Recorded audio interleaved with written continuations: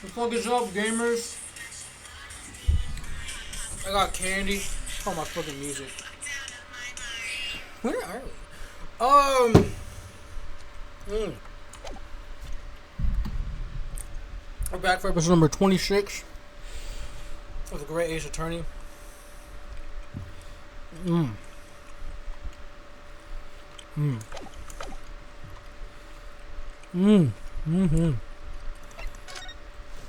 the last episode, we discovered Mr. Garrideb's hiding some shit. We're gonna find out what. I have not poured my shot yet. Hold on.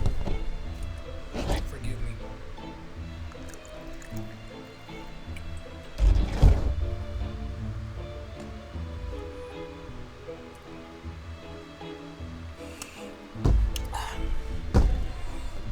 Let me pour the next one so it's ready for the end of the episode. Adam, you're power again.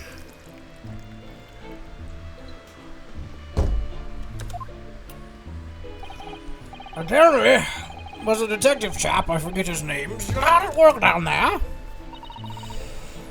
Mr. Herlock Sholmes? Ah, yes, rings a vague bell. All that detective business isn't really my thing, I'm afraid.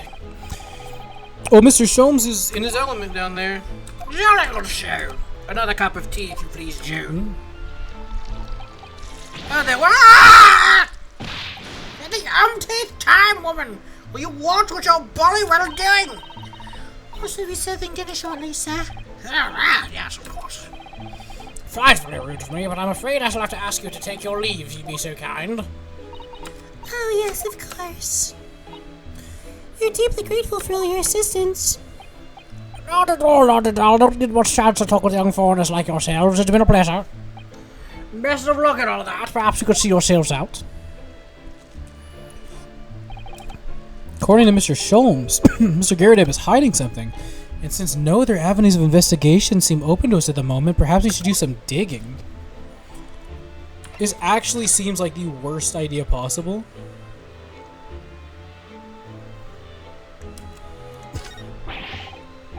It's a fully sized cannon. What's it doing here?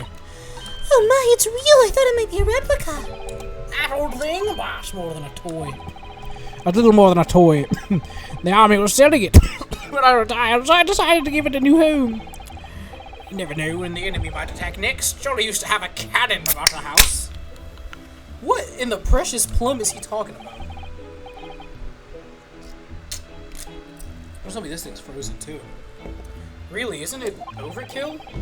Be prepared, I always say. You never know what this twisted world's going to throw at you next, boy. Do you really think there may be trouble brewing, Mr. Garrideb? Always is. Take Joan here. If fails to have a clean apron in reserve, dries them over the barrel, you see. They dry very well on the cannon there, Joan tells me, which rather proves my point, I fear. And reduced to a drying rack. No wonder the huge cannon looks like it's hanging its head in shame. There's definitely a big chunk of fucking ice in there. Uniform looks fairly ancient, doesn't it? What did you say? It's clearly been well looked after, though. I don't think not much better than rags, really. Oh, what of that ceremonial garb at my retirement bash, you know. But I'm not one for dwelling on the past. Me would have gladly thrown it out, but you know how it is. Anyway, it doesn't hurt to have an old piece of memorabilia lying around, doesn't it? Oh, I see. Alright, look at that again. Can I try this part again? Yes, that'll work. Can I converse? No, I can't. I have to examine. That portrait of Mr. Garrideb is glaring at me, I swear. What did it say? Hold on. Have you noticed how the little frames contain photographic prints of Mr. Garrideb as well? Yeah, and there appears to be a statue of a lion on the mantelpiece as well. What are you talking about? The trouble runs the place. A Bella went in to sell him something and came out with that thing. In point of fact, now that I think about it, I'm rather often finding myself leaving the place with something I don't need. The lion ornament certainly does seem surplus to the requirements. Susanoo doesn't pull her punches or throws for that matter. I'm kind of running low on shit to fucking talk about. Guess the medal again? I don't think the medal's relevant.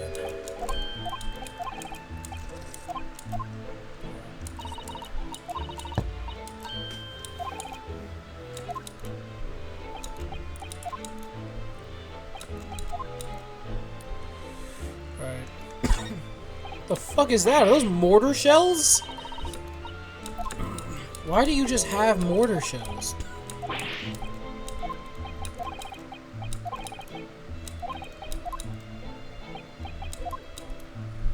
I don't know what the fuck his deal is.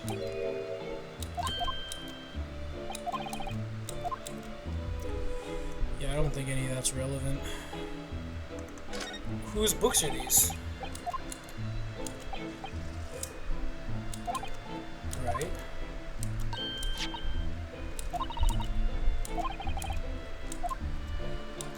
Right. I'm trying to like make this fast.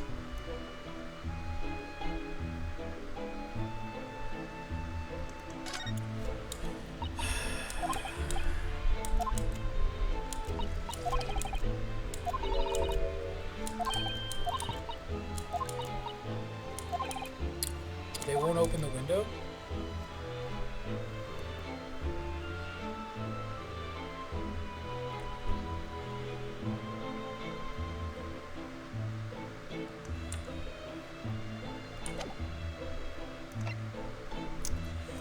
They said to... Can I present things? I can't.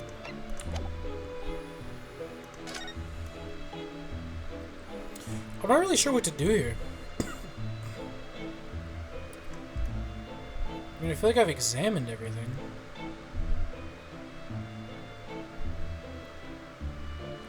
Unless I somehow just haven't.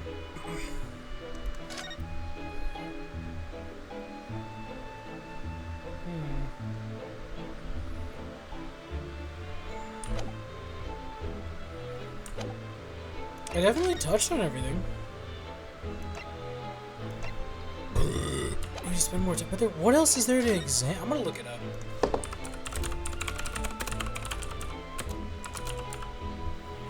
I'm gonna look it up.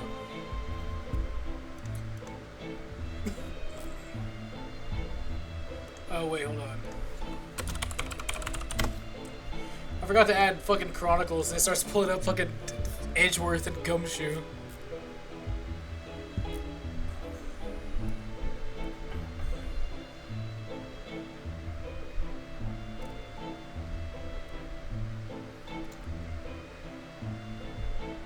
Examine Sholmes on the right?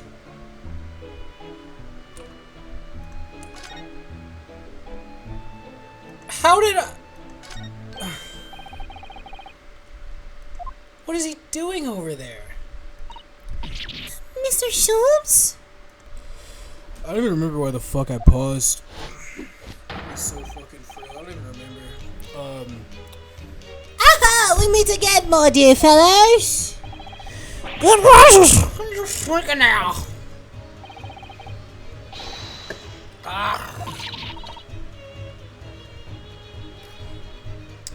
What are you doing over the blue window? I'm given to watching the night evening sky as the sun sets, madam. Yet sadly, Tiffany's the room downstairs undoubtedly uses lacks an aperture for such observation. So I took the liberty of borrowing a small corner of the space water window up there. Well, keeping an eye on the window at dusk is a prudent thing to do in London, I'm gathering. And one other thing, Mr. Naruhodo. Oh, me? I thought perhaps you might be in need of a certain great detective's great mind. Wait, he's not talking about... Is he... I didn't expect to be going through that again so soon. You mean Mr. Sholmes? There's a mighty secret in this modest room. My eyes see even the most trivial of trifles. I take it you're prepared, Mr. Naruhodo. I think so. There is just time enough for one of my greatly admired deductions. Let us conclude the matter before dark. Yeah, okay. Alright, man. Alright. You do you, bro. Mr. Garrideb, it would seem you're a military man of considerably distinguished service. Your standing as a landlord is most certainly not what one might call first-rate. I'm afraid, sir, that it's all too clear to me. There are two conclusions I've been able to draw by careful observation of your living arrangements. I beg your pardon? The first is that even as we speak, you're concealing the presence of a ferocious beast in your care. And the second is that as a result of the beast's glowing rampage, you've lost something very dear to you. Missionary, look! The old man's broken out in a cold sweat. Unbelievably, it seems Mr. Shaw's conclusions are spot on. Ow, could you possibly... How can I possibly know, you mean to inquire? The answer couldn't be simpler, sir, for in the dense jungle of logic and reasoning, I am the king of beasts! And I know only too well that wild beasts are not easily tamed. So shall we begin? Once again, Harlock Sholmes is proud to present Logic and Reasoning Spectacular.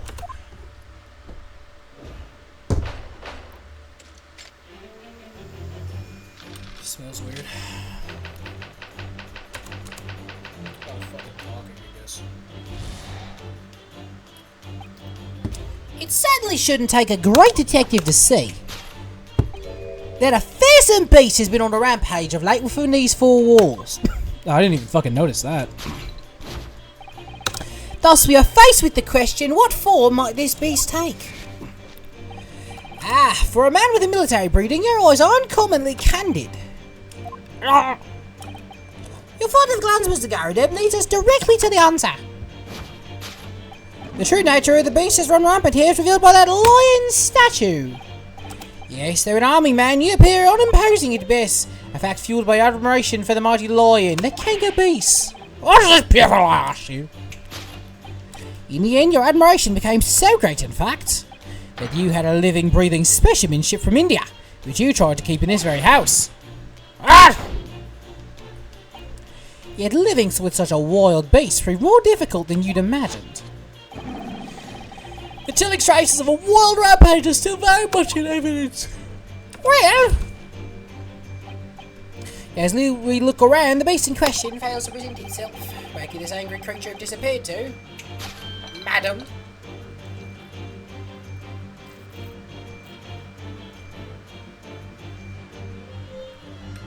No water. I might die. But me? I pray you do not consider me unchivalrous, but it is plain to me, with one glance in your direction. Your dress pocket gives us handsome clues to the beast's current whereabouts. But protruding from its hanker bill is advertising a circus show. Oh! Yes, you sought to dispose of this terrifying lion, Mr. Garrideb. A Batty's circus. A travelling circus show sojourning in the nearby park. I've observed the tents. You sold the savage lion, sir, to the circus troupe. I most certainly did not. I believe I've made my point. The fearsome beast which ran amok in this room was an Indian lion, and a simple visit to the circus now will reveal the lion prancing jubilantly through a ring of fire.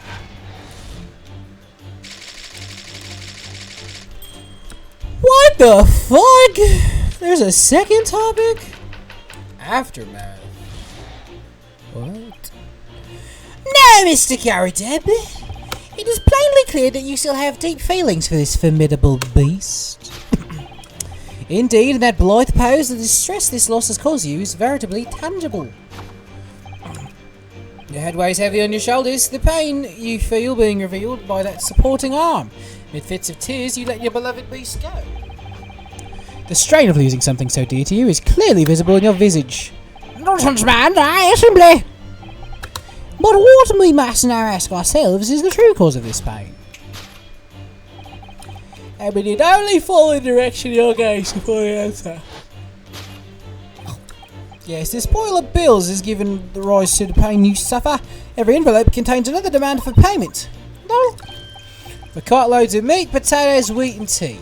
Indeed, feeding your beloved has had a devastating impact on the financial circumstances of your household. Wait, did he actually have a fucking lion? Wait, did he actually have a lion? Is that not Cap? And you had no choice but to let it go. Yes, well, Now, in a final fit of rage, the ferocious beast carried out one last unimaginable attack. Not unimaginable? The aftermath of which can clearly be seen by observing the carpet over there. A very expensive woolen carpet, if I'm not mistaken. Oh dearie me.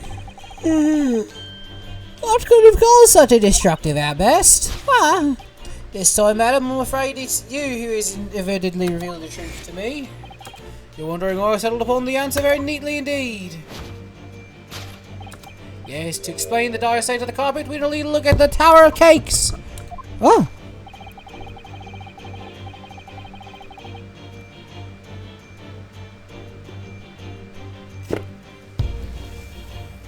There's no creature more dangerous on this earth than a beast with an unsatiated appetite. Was it or was it not once said by a certain nobleman that if they have no bread, let them eat cake? Food is at the heart of all tragedy, in fact. Whatever do you mean? Having tired of the taste of chicken, the beast began to stalk its next prey. I'm sure I need not spell out the nature of his final act with the destruction carried out by the beast. There's only one logical conclusion. Worked into a frenzy by hunger, the lion attacked and ate the carpet! The teeth marks on the carpet are a perfect match with those of a lion I once saw in India. What the actual fuck are you talking about? Are you fucking stupid, man? Thus concludes Sherlock Holmes' great deduction of this beastly puzzle. Yeah, dude, you're out of your fucking mind.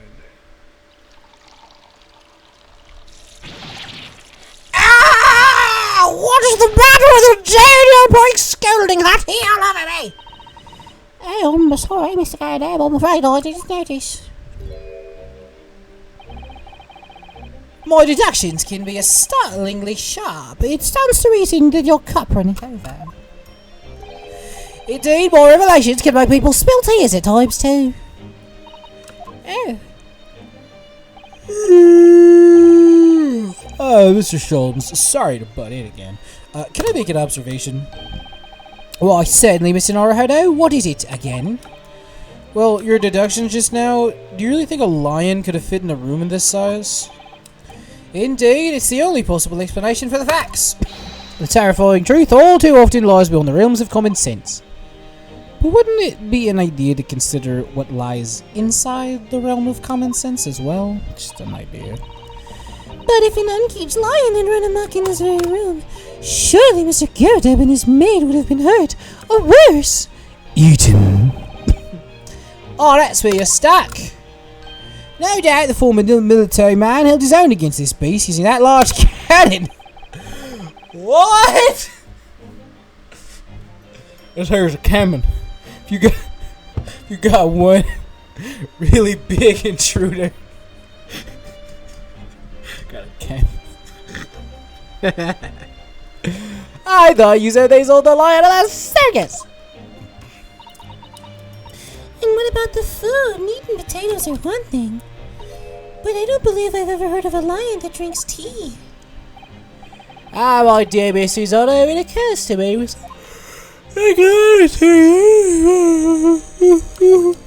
Well, you have to drink tea if you're in Britain. Oh, what a glorious notion! Well then, Mr. Naruhodo, it's your turn to shine again. I had a feeling that was coming. What time is it? It's like fucking... It's 9 o'clock. I gotta go to bed soon. After this episode, I gotta go to bed. A slight massage, that's all Mr. Sholmes' deductions need. You can do it. Excellent. I've been waiting for my trusty partner in deduction to step forward, Mr. Naruhodo. I don't even know yet whether or not this is going to help with Mr. Natsume's case. Still, recovering the truth is always worthwhile. Whatever the motivation. At least that's what I want to believe. Yeah, they keep saying it's not going to have anything to do with the case. I can't tell if they're trying to, like, get my hopes down so it's a big reveal. Let us start at the beginning of Sherlock Holmes' Logic and Reasoning Spectacular. Or if they're going to fucking, have it be nothing. Alright, idiot. Fucking dumb shit. Clearly, there was a fucking explosion. And we need to know what form this beast will take. So he looks up and sees the lion. I really didn't see the lion thing coming. No, but if you observe Mr. Garrideb's reaction, it rather seems as though some beast did indeed run amok here in this room. Yeah, I think of a very fierce nature. But it couldn't have been a lion transported from India. So what was it then? We must follow Mr. Garrideb's keys. That will lead us to the true answer. Alright,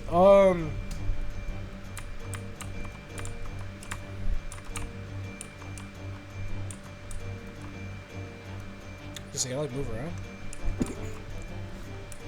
What's in that photograph? What's this photograph? It appears to be from Mr. Garrideb's wedding. He looks very happy, doesn't he? He does, but you can't make out his bride. Oh, the bride is the maid. It's not really a maid. It's his bride, and he's pretending. Oh, shit. Oh, shit. Why would they put that there? But that doesn't, like, explain fucking anything. I don't think the mortar shells really have anything to do with anything. But it's the only other thing you can click on besides the fucking thing.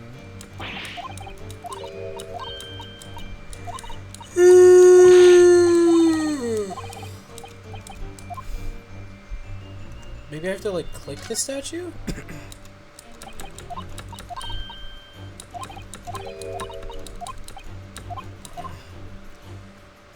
Yeah, I don't...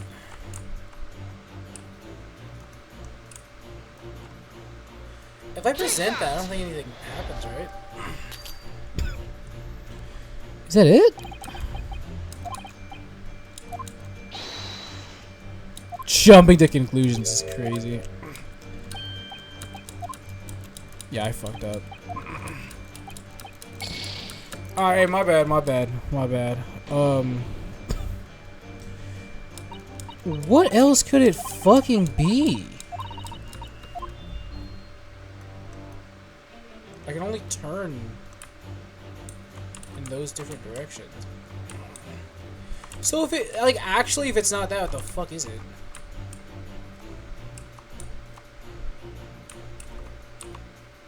And I can't, like, save and try again. So is it not the lion statue?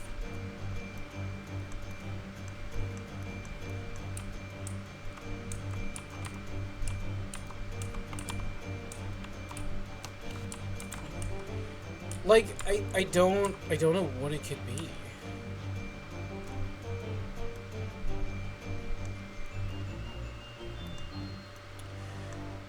Maybe it is the fucking mortar shells. Take that! No, it's wrong. What does it say to do? Present newly... What?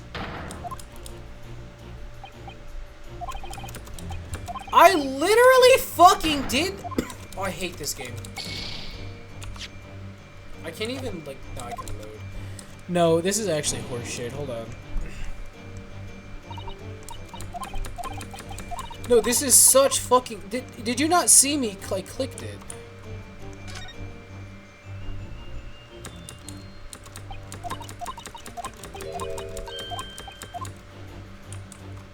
Oh, fuck you.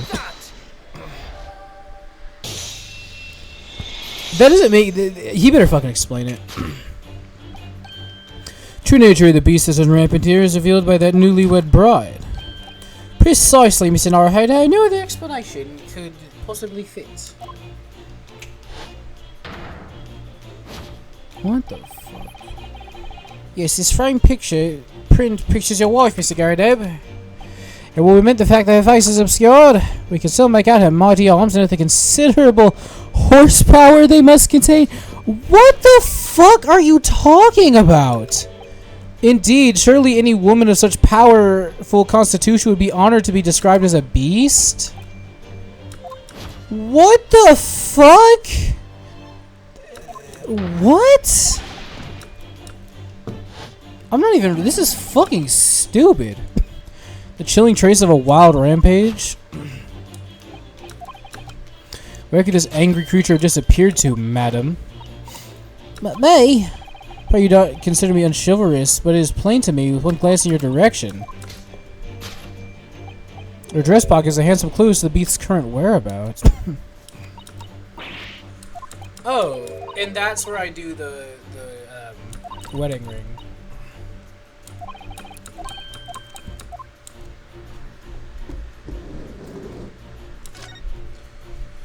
It's not even close to what I wanted to do. Not even close to what I wanted to do. I just want to finish this shit. Take that! Take that!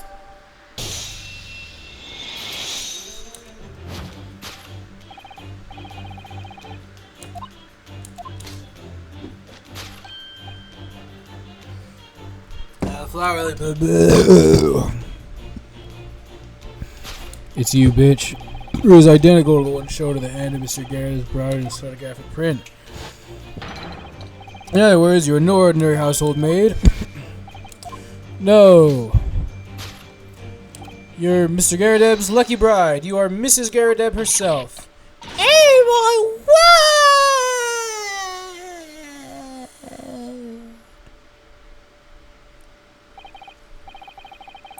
Well, jolly fine detecting, sir. As usual, I surmise this is my wife. Yes, my Joan. The letters. Ah! It would appear that you don't live in the most comfortable circumstances. After all, you're a retired army man and you're in the business of renting out rooms. Oh, and that's why his wife. You have insufficient means to employ a maid. Would that be correct? It's not right, I tell you. I was second lieutenant of the 3rd Regiment. A man has his pride, don't you know? By golly, it's a sorry thing when a chap can't even afford to have a single maid in his employ. Yes, here in London, one is rather judged. A household cannot be considered worthy of society if it employs no staff at all. Though in my considered opinion, such concerns about appearances are a folly. You mean Mr. Garredeb has his wife work as his maid? Precisely, am I right, Mr. Garredeb? Howley and company, obviously, but listen here, this must remain a secret. Can't tell us all. Tip-top secret, please. Then we still got topic 2.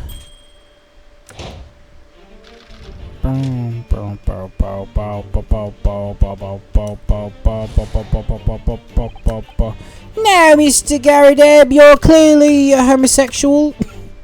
Because you'd rather have her play housemaid than be your actual wife. In that case, you're ugly. That's right, you hide half your face because seeing the whole thing at once would blind anybody. You would blind them, I tell ya! Blind them immediately!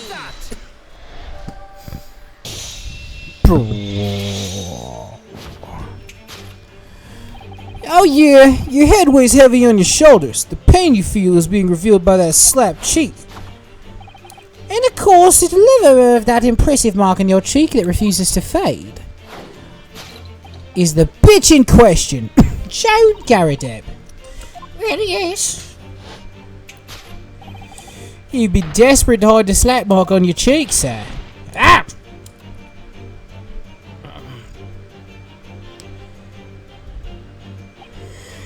How the blazes did you work that out, man? Hold escape today. That's why you haven't looked directly at us even once. To keep your other side for view. Well, I'm home. Now, let's proceed to the next conundrum. Why were you subjected to such a violent slap? In other words, we must ask ourselves what caused Baron Garredeb to fly into a rage. We need only follow the direction of your gaze to find the answer. Yes, here's the pile of bills. Objection! Oh,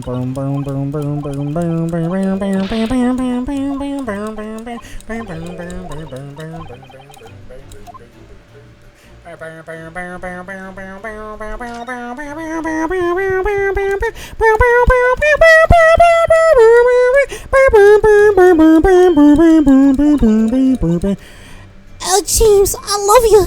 Yours, Mary. And next to the signature here, lip marks made with lipstick. Oh, what a yes, he did a romantic gesture. Don't get any ideas, Susanoo-san. You're 6 and I'm an 8.5. So this bookmark is actually a love note then, huh?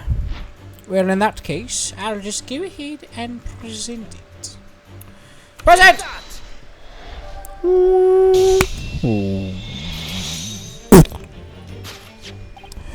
Yes, it is his love note that has given rise to the pain you suffer. Oh, James, I love you. Yours, Mary. Passionate indeed. Perhaps the sender of this note to certain Miss Mary's is the fly in the ointment here.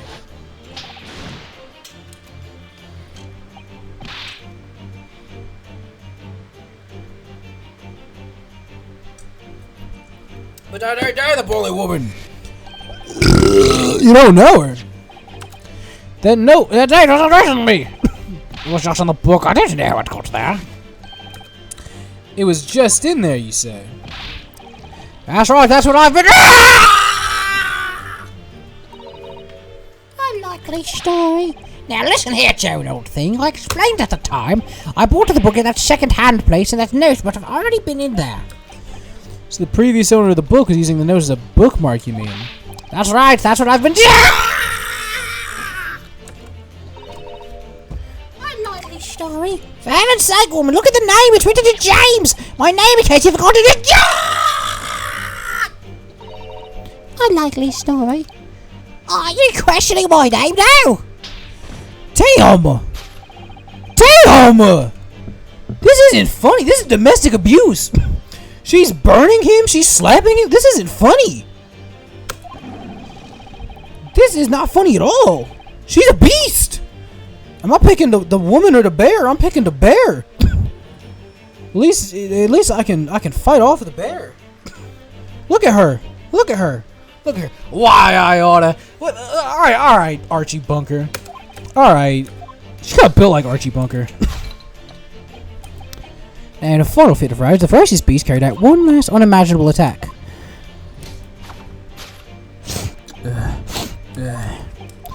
Yeah, he fucked up the carpet.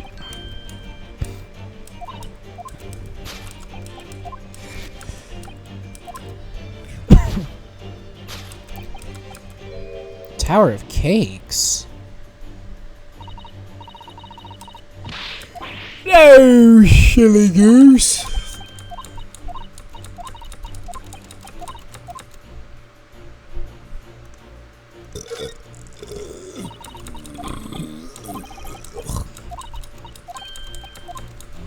And it's missing a candle.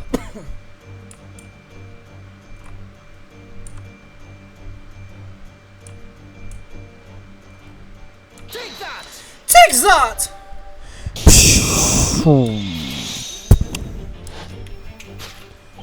Yeah, to explain the dire state of the carpet, we only look at the candlestick. Misilluminating, my dear fellow, and of course the only possible way out of this logical labyrinth. Yeah, the remnants of the ferocious attack in which the carpet was devoured are clearly visible. Oh, indeed they are. The scorch marks at the edge clearly give the truth away. Scorch marks! It would appear this room is the scene of a little marital altercation. Yeah, domestic abuse. Miss Garadev's mighty arm muscles left an impression on not only her husband's face, but on the entire room. The force of her strike caused a candle to fall from the holder. And in seconds, the carpet was alight and the whole corner of the room was in flames. Yes, for the most ferocious beast in the world is neither a violent lion nor a vengeful woman, but fire. And in this room, the ferocious beast bears his claws and ran amok. Eloquently put, my dear fellow. So you see, there's been one conclusion here. You're going to jail, Drizzy.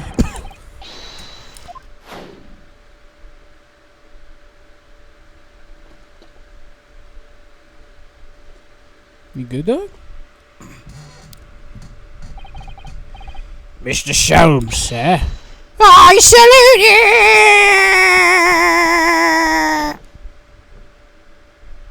you! Damn! Damn, you see the recoil on them cheeks? I didn't mean it like that. I didn't. I didn't mean it. I didn't mean it like that. Don't stop. Deduction complete. Elementary.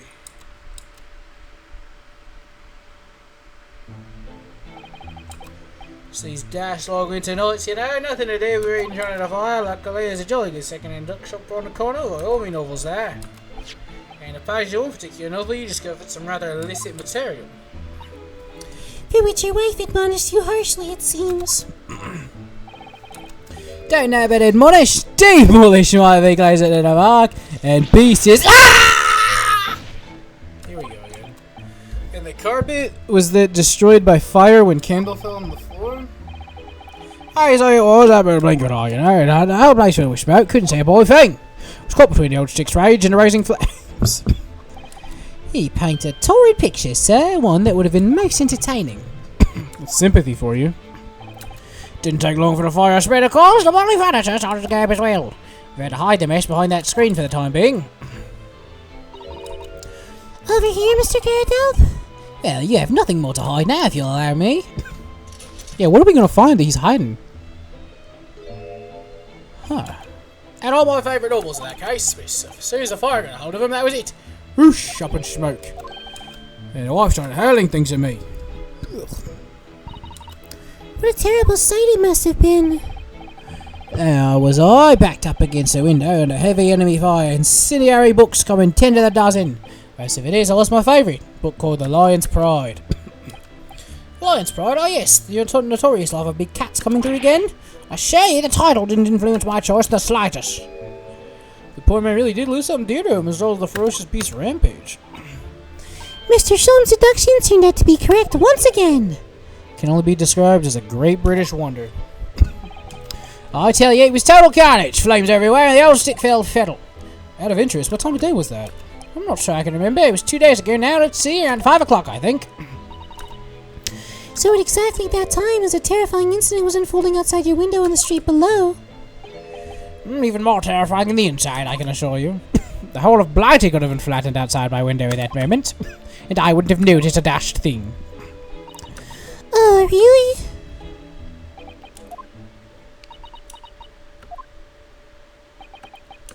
Doing you good? Mr. Sholmes. Yes, Mr. Norhado, what can I do for you? Well, I think we've got to the bottom of Mr. Gyarados' situation now.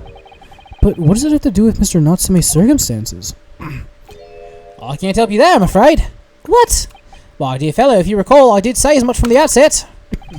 I warned you that although I knew the retired army man to be hiding something, I could not be sure whether his secret would prove to be relevant or not. I just knew you were going to say that.